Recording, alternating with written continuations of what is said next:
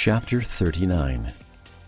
Man's weakness and ignorance are compared with God's mighty works. Does man even know how the laws of nature operate? Knowest thou the time when the wild goats of the rock bring forth? Or canst thou mark when the hinds do calve?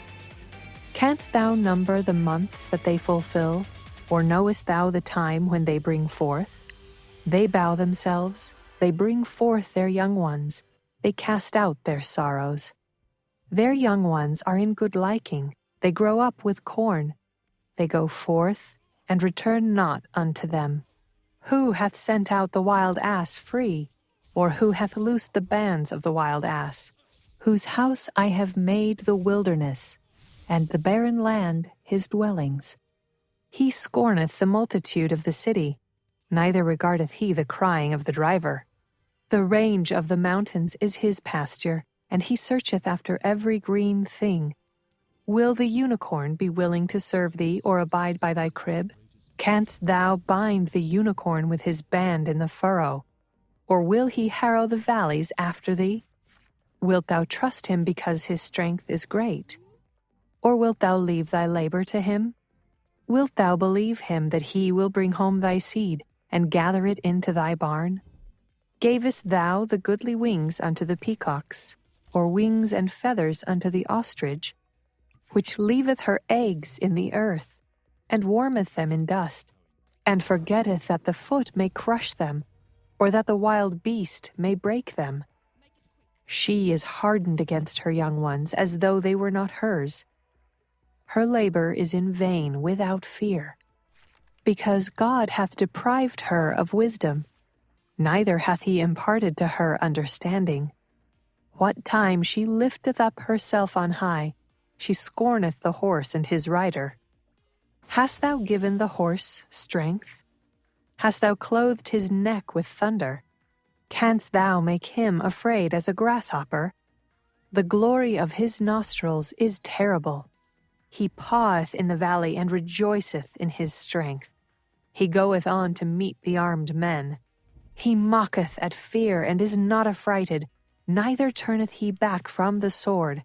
The quiver rattleth against him, the glittering spear and the shield. He swalloweth the ground with fierceness and rage, neither believeth he that it is the sound of the trumpet. He saith among the trumpets, Ha ha! And he smelleth the battle afar off, the thunder of the captains and the shouting. Doth the hawk fly by thy wisdom and stretch her wings toward the south? Doth the eagle mount up at thy command, and make her nest on high? She dwelleth and abideth on the rock, upon the crag of the rock and the strong place. From thence she seeketh the prey, and her eyes behold afar off. Her young ones also suck up blood, and where the slain are, there is she.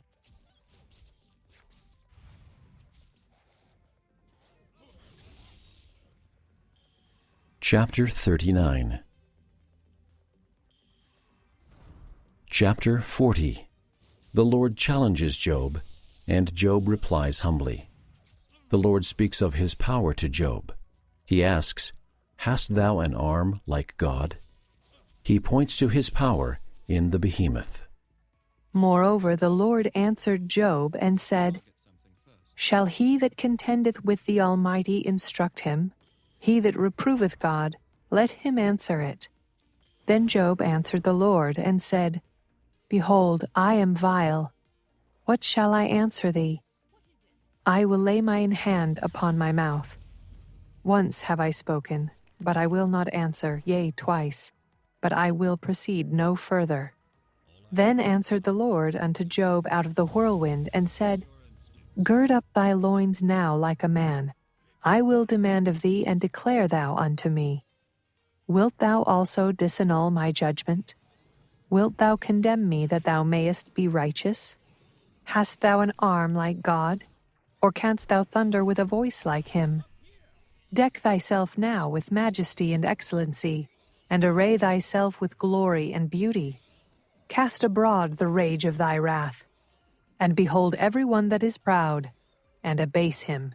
Look on every one that is proud, and bring him low, and tread down the wicked in their place. Hide them in the dust together, and bind their faces in secret. Then will I also confess unto thee that thine own right hand can save thee. Behold now Behemoth, which I made with thee. He eateth grass as an ox. Lo now, his strength is in his loins, and his force is in the navel of his belly. He moveth his tail like a cedar. The sinews of his stones are wrapped together. His bones are as strong pieces of brass. His bones are like bars of iron. He is the chief of the ways of God. He that made him can make his sword to approach unto him. Surely the mountains bring him forth food, where all the beasts of the field play. He lieth under the shady trees, in the covert of the reed and fens. The shady trees cover him with their shadow.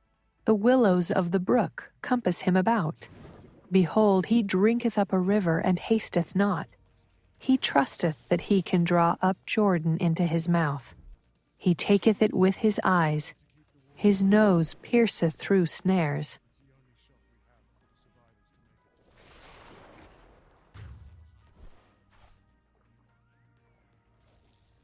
Chapter 41. The Lord points to his power in the Leviathan. All things under the whole heaven are the Lord's. Canst thou draw out Leviathan with an hook, or his tongue with a cord which thou lettest down? Canst thou put an hook into his nose, or bore his jaw through with a thorn? Will he make many supplications unto thee? Will he speak soft words unto thee? Will he make a covenant with thee? Wilt thou take him for a servant forever? Wilt thou play with him as with a bird, or wilt thou bind him for thy maidens? Shall the companions make a banquet of him? Shall they part him among the merchants? Canst thou fill his skin with barbed irons, or his head with fish spears? Lay thine hand upon him. Remember the battle. Do no more. Behold, the hope of him is in vain. Shall not one be cast down even at the sight of him? None is so fierce that dares stir him up. Who then is able to stand before me? Who hath prevented me that I should repay him? Whatsoever is under the whole heaven is mine. I will not conceal his parts, nor his power, nor his comely proportion. Who can discover the face of his garment? Or who can come to him with his double bridle? Who can open the doors of his face? His teeth are terrible round about. His scales are his pride, shut up together as with a close seal. One is so near to another that no air can come between them. They are joined one to another. They stick together that they cannot be sundered. By his sneezings a light doth shine, and his eyes are like the eyelids of the morning. Out of his mouth go burning lamps, and sparks of fire leap out. Out of his nostrils goeth smoke, as out of a seething pot or cauldron. His breath kindleth coals, and a flame goeth out of his mouth. In his neck remaineth strength, and sorrow is turned into joy before him. The flakes of his flesh are joined together. They are firm in themselves. They cannot be moved. His heart is as firm as a stone, yea, as hard as a piece of the nether millstone. When he raiseth up himself, the mighty are afraid. By reason of breakings they purify themselves. The sword of him that layeth at him cannot hold, the spear, the dart, nor the habergeon. He esteemeth iron as straw, and brass as rotten wood. The arrow cannot make him flee. Slingstones are turned with him into stubble. Darts are counted as stubble. He laugheth at the shaking of a spear. Sharp stones are under him. He spreadeth sharp-pointed things upon the mire. He maketh the deep to boil like a pot. He maketh the sea like a pot of ointment. He maketh a path to shine after him. One would think the deep to be hoary. Upon earth there is not his like, who is made without fear. He beholdeth all high things. He is a king over all the children of pride.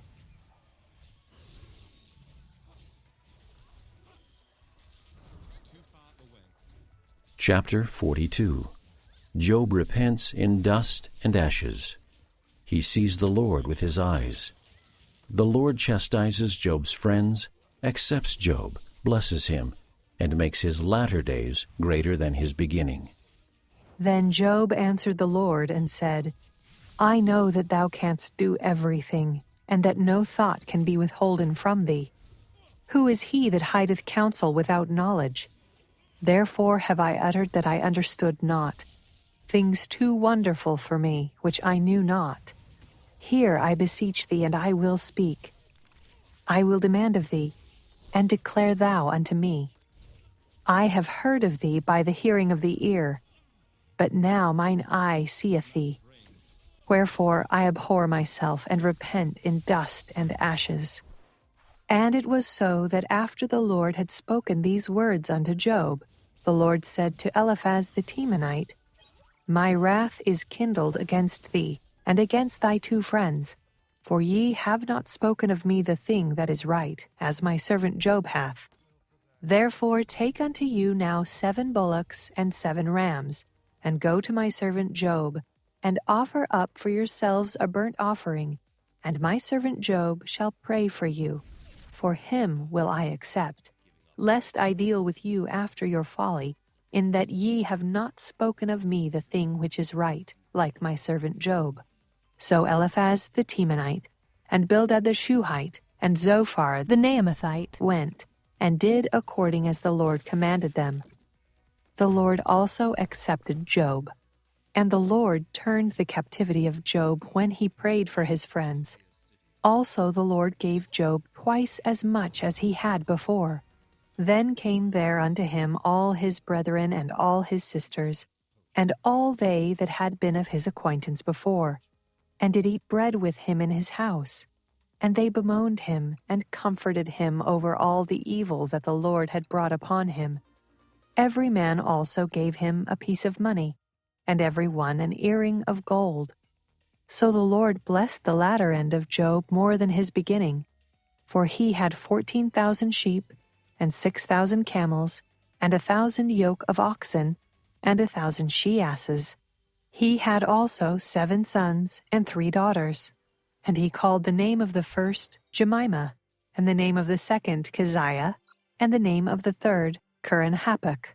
And in all the land were no women found so fair as the daughters of Job. And their father gave them inheritance among their brethren. After this lived Job 140 years, and saw his sons, and his sons' sons, even 4 generations.